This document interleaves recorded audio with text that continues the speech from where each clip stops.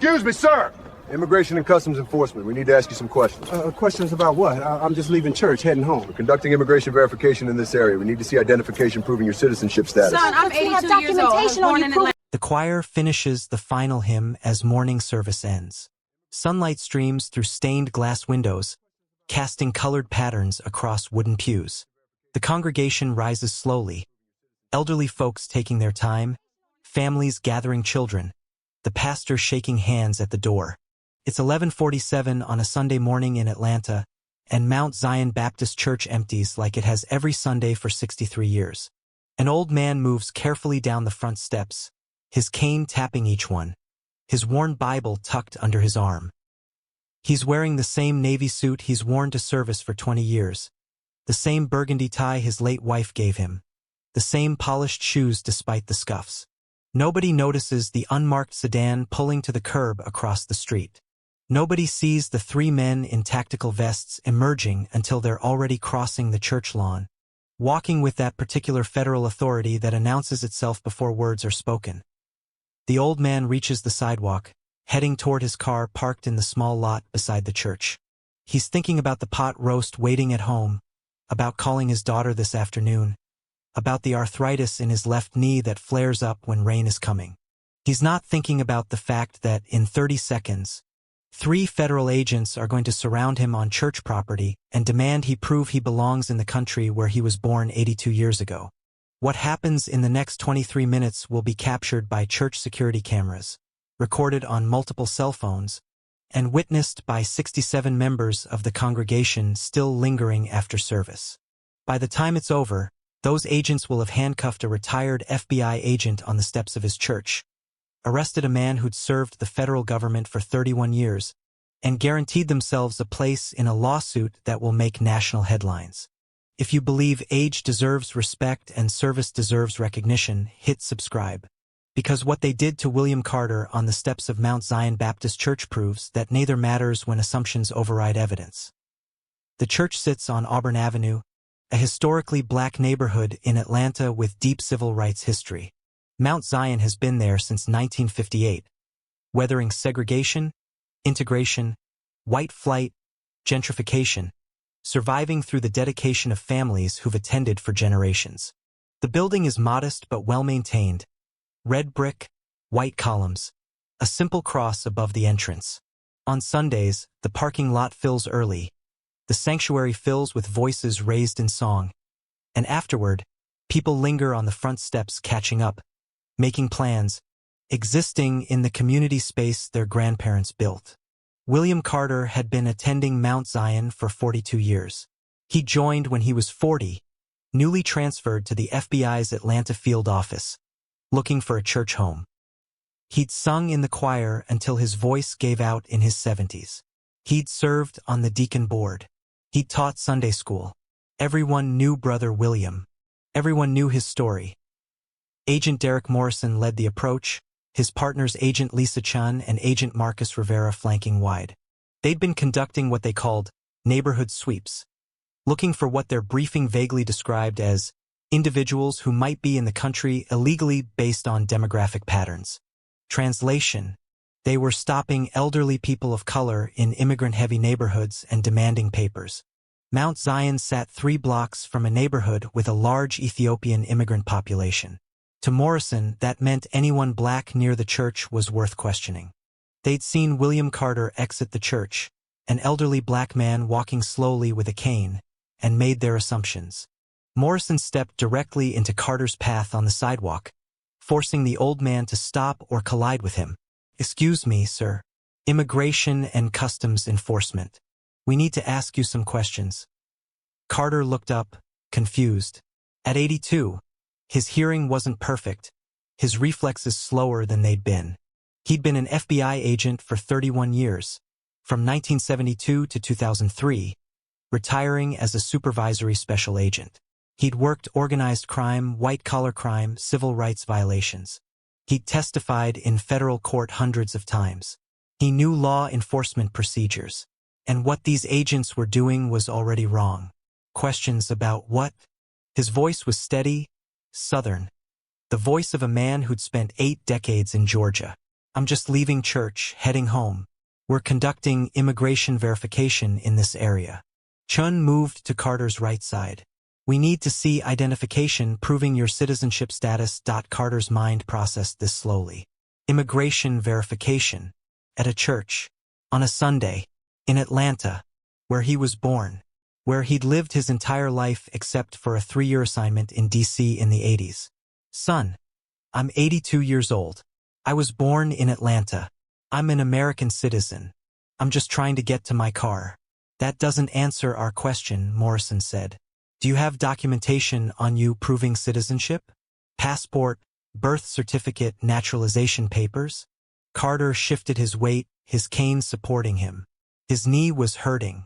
Standing on concrete after sitting through service always made it worse. My driver's license is in my wallet. That's in my car.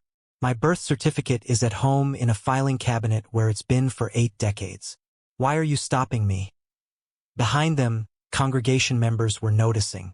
An elderly woman named Dorothy Hayes, who'd known Carter for 30 years, stopped on the church steps. Brother William? What's wrong? Ma'am, step back. Rivera ordered without looking at her. This is federal business. Federal business harassing a church member? Dorothy pulled out her phone, started recording. A younger man, Deacon Marcus Thompson, moved closer. What's going on here? Sir, I need you to stay back, Morrison warned. Why are you questioning Brother Carter? Marcus's voice carried. He's 82 years old. He's been a member here for 40 years. Leave him alone. Carter looked between the agents, feeling something he hadn't felt in decades. The particular helplessness that comes from being treated like a suspect despite doing nothing wrong. Gentlemen, I'm William Carter. I live 6 blocks from here. I've lived in Atlanta my entire life. I was born at Grady Memorial Hospital in 1942. I'm a retired federal agent. I worked for the FBI for 31 years. If you need verification, you can call the Atlanta field office. We'll verify your status at our facility, Morrison said. You need to come with us. Come with you? Carter's voice rose slightly. I'm 82 years old. I just finished church service. I'm trying to go home. You're detaining me? The church security camera mounted above the entrance captured everything in high definition. The 3 agents surrounding an elderly man with a cane and a Bible. The old man's confusion turning to alarm. Congregation members gathering. Phones coming out. The pastor, Reverend James Mitchell, emerged from the church, still in his robes. What's happening out here? These federal agents are trying to take Brother Carter somewhere. Dorothy called out. For what? He just left service. We're conducting immigration verification. Chun explained. This doesn't concern the church. Doesn't concern the church? Reverend Mitchell's voice boomed with the same authority he used from the pulpit. You're detaining one of my church members on church property on the Lord's Day. It absolutely concerns the church. Morrison reached for Carter's arm. Sir, you need to come with us voluntarily or we'll place you in custody. Don't you touch him, Marcus stepped forward. He's an elderly man. He's told you he's American. He's offered to show identification. What reasonable suspicion do you have? Stay back or you'll be arrested for interference.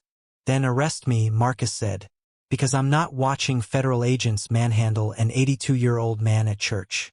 Carter felt Morrison's hand grip his arm above the elbow. The pressure was firm, controlling. Carter pulled back reflexively, not aggressively, just the instinct to get away from unwanted contact. His cane slipped on the concrete. His bad knee buckled slightly. He would have fallen if Morrison hadn't been holding him, which created the perverse situation of being held up by the man trying to arrest him. Sir, you're resisting, Morrison said. That's grounds for arrest. I'm not resisting. Carter's voice cracked. I lost my balance. I'm 82 years old. I have arthritis.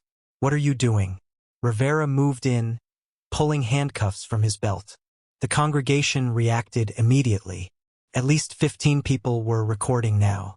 Dorothy was calling 911. Marcus was physically positioning himself between the agents and Carter. Reverend Mitchell was shouting that this was unlawful detention on church property. You cannot do this here, the Reverend said, his voice carrying across the church lawn. This is sacred ground. This man has committed no crime.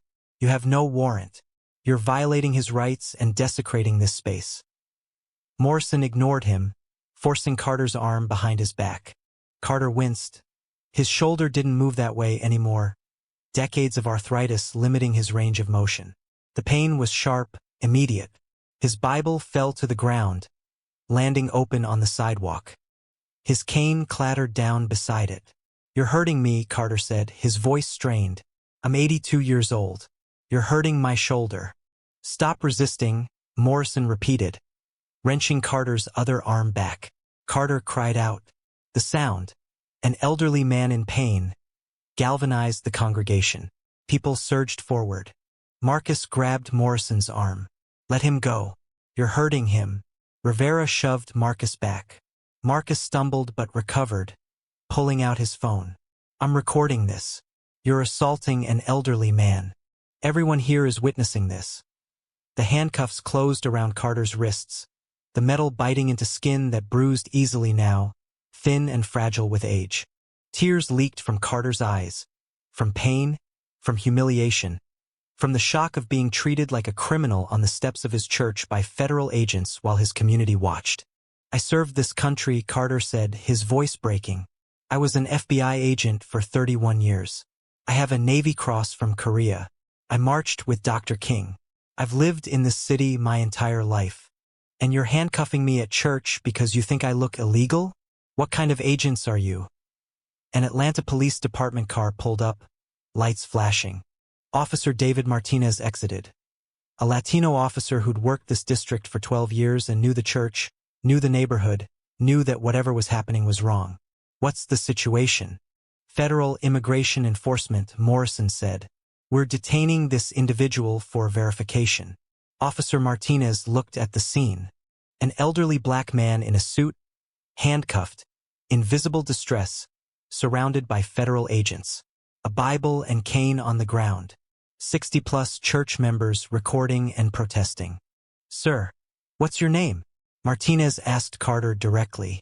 "William Carter. Are you a U.S. citizen?" "Yes." "Born in Atlanta. Grady Hospital. 1942. "Do you have identification?" "In my car. Silver Buick in the church lot. Third row." Martinez turned to Morrison. "You detained him without seeing identification? We're conducting immigration sweeps. We have authority to verify status." "Not without reasonable suspicion you don't," Martinez said. "What specific articulable facts made you think this man wasn't a citizen?" "He was in the area we're targeting." "That's not reasonable suspicion. That's profiling. He's 82 years old leaving a church he's attended for decades. You handcuffed him on church property in front of his congregation. Where's your warrant?" "We don't need—" "Yes, you do," Martinez cut him off. "And you definitely need it before handcuffing an elderly man who hasn't committed any crime." "Sir," Martinez said to Carter, "with your permission, I'm going to get your ID from your car." Carter nodded, unable to speak, trying to control his breathing, trying not to collapse from the pain in his shoulder and the shock of what was happening. Marcus handed Martinez the keys. Carter's hands were cuffed behind him, couldn't reach his pocket. Martinez walked to the parking lot, found the silver Buick, retrieved Carter's wallet from the console. Inside, Georgia driver's license, insurance card, credit cards, a faded FBI retirement ID, and a card identifying him as a veteran of the Korean War. Martinez returned, showed the credentials to Morrison. "William James Carter. Age 82. Atlanta address 6 blocks from here. Retired FBI special agent. Korean War veteran. Born in Georgia. Now take those handcuffs off him." Morrison's face went red. "We still need to verify. You need to admit you screwed up," Martinez said. "You detained an elderly citizen, a retired federal agent, a decorated veteran, without cause, on church property, in front of 60 witnesses all recording. You've got maybe 10 seconds to uncuff him before this becomes a federal civil rights case that ends all your careers." The handcuffs came off at 12:11 p.m., 24 minutes after the initial approach. Carter rubbed his wrists, red marks visible. His shoulder throbbed. His knee ached from the strain. Marcus and Reverend Mitchell helped him to a bench on the church lawn. Dorothy brought water from the church kitchen. Mr. Carter, Officer Martinez knelt beside him. I'm filing a report about this. I'm going to need your statement. And if you want to pursue this, I'll testify to what I saw. Carter sat on that bench for 20 minutes, surrounded by his church family, trying to process what had just happened. He'd been arrested on the steps of his church on a Sunday morning after service while holding his Bible by federal agents who'd assumed he was illegal because he was old and black and in a neighborhood they'd decided to sweep. I thought I'd earned the right to be left alone, he said to Reverend Mitchell. 31 years with the FBI, a Navy Cross, 82 years as an American. And they looked at me and saw something suspicious. That's what I've become. Suspicious. The lawsuit was filed 6 weeks later. William James Carter, represented by the NAACP Legal Defense Fund and a prominent civil rights firm in Atlanta, versus the United States, Derek Morrison, Lisa Chun, and Marcus Rivera. The complaint was devastating. Unlawful detention without reasonable suspicion. False imprisonment. Excessive force on an elderly, disabled person. Violation of Fourth Amendment rights. Violation of the Religious Freedom Restoration Act. Interference with religious practice on church property. Age discrimination. Assault and battery. And emotional distress so severe that Carter had stopped attending church for 3 months out of fear it would happen again. The evidence was overwhelming. Church security footage showed the entire encounter from approach to handcuffing. 15 cell phone videos from congregation members showed different angles. Officer Martinez's incident report supported Carter's version completely. Medical records showed shoulder injuries consistent with Carter's complaints about how his arms were wrenched behind him. And the agent's own records showed they had no specific complaint about Carter, no warrant, no reasonable suspicion beyond his presence near a church in a neighborhood they targeted. The discovery process revealed the pattern. Morrison, Chun, and Rivera had conducted 41 sweeps over 8 months. 37 targeted elderly people of color. 29 ended with release after the person proved citizenship. 70% of their stops were fishing expeditions that caught nothing because there was nothing to catch. The trial was held 18 months after the church steps incident. The courtroom was packed daily. Carter's FBI colleagues, black agents who'd served with him, white agents who'd worked under him, filled the gallery. Church members attended every day. The jury watched the church security footage. They watched 15 different cell phone videos. They heard Reverend Mitchell testify about watching federal agents handcuff an elderly church member on the church lawn. They heard Dorothy Hayes describe Carter's tears. They heard Marcus Thompson describe the sound of an old man crying out in pain. They heard Officer Martinez testify that the detention had no legal basis whatsoever. Carter testified for a full day. He walked the jury through his life.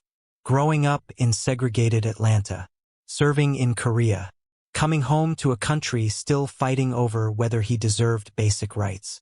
Joining the FBI in 1972 when they were finally recruiting black agents in significant numbers. Working his way up despite discrimination that was rarely spoken but always present. Retiring after 31 years with commendations, with respect from colleagues, with pride in his service. I thought I'd earned something, Carter told the jury, his voice steady but his hands shaking in his lap. I thought after 82 years, after serving my country in war, after serving the federal government for 3 decades, I'd earned the assumption that I belong here. But those agents looked at me and didn't see an American, didn't see a veteran, didn't see a federal agent. They saw an old black man and decided I was probably illegal. Church. On Sunday. Holding my Bible. The defense tried to argue the agents acted in good faith based on their sweep assignment. But the prosecution destroyed it. Agent Morrison, Mr. Carter, was wearing a suit and tie. He was carrying a Bible. He was walking away from a church where he'd just attended service. He told you he was 82 years old, born in Atlanta. What about any of that suggested illegal immigration? Silence. You saw an elderly black man in a black neighborhood near an immigrant community and made an assumption. That's not good faith. That's prejudice. The jury deliberated 13 hours over 3 days. When they returned, the verdict was unanimous. Guilty on all counts. The damages phase took 4 more days. Medical records showing shoulder damage that required physical therapy. Psychological evaluations showing PTSD symptoms. Testimony from Carter's daughter about her father's depression. His fear of leaving home. His refusal to return to church for months. Then punitive damages. The jury wanted to send a message. You don't handcuff 82-year-old retired FBI agents on church steps because they look suspicious. The damages: $17.2 million total. $2.7 million compensatory for Carter's medical treatment, pain and suffering, and emotional distress. $14.5 million punitive, split among the 3 agents and the federal government. The courtroom erupted. Carter sat quietly, his daughter beside him, his former FBI colleagues behind him. When the amount was read, he closed his eyes and exhaled. Not relief exactly, but acknowledgement that someone had finally said what happened to him was wrong. All 3 agents were terminated. Their supervisor, who'd approved the sweeps without proper oversight, was demoted. ICE implemented new protocols prohibiting enforcement actions on religious property without specific warrants and supervisory approval. The protocols were named informally after Carter, the Elder Protection Guidelines. Carter used part of the settlement to establish a fund for elderly people wrongfully detained by federal agents. He returned to Mount Zion 6 months after the verdict, walking slowly down the same front steps where he'd been handcuffed. The congregation gave him a standing ovation that lasted 5 minutes. He returned to teaching Sunday school, though he never felt quite as safe as he had before that Sunday morning. Years later, asked if the settlement felt like justice, Carter's answer was measured. The money means my daughter's college loans get paid, my grandchildren's education gets funded, and maybe some other old folks get legal help. But justice would have been not being handcuffed at church. Justice would have been those agents seeing an 82-year-old man leaving service and assuming he belonged, not that he was suspicious. What we got was accountability, and at my age, I'll take it. The church security footage is still available, used in civil rights training, played in law enforcement academies. It shows exactly what happens when age doesn't protect you, when service doesn't matter, when assumptions override evidence. 3 agents saw an old man with a Bible and a cane and decided he needed to prove his citizenship. 67 people watched it happen and documented every second. Should federal agents face automatic penalties for detaining elderly citizens without cause? Comment below. Because what happened to William Carter could happen to any elder who looks wrong to someone in authority. The only thing that stopped it from being worse was a community that refused to be silent and cameras that recorded the truth. If you believe elders deserve respect and service deserves recognition, subscribe. Tomorrow we cover another case where someone's assumptions met someone's credentials and lost spectacularly.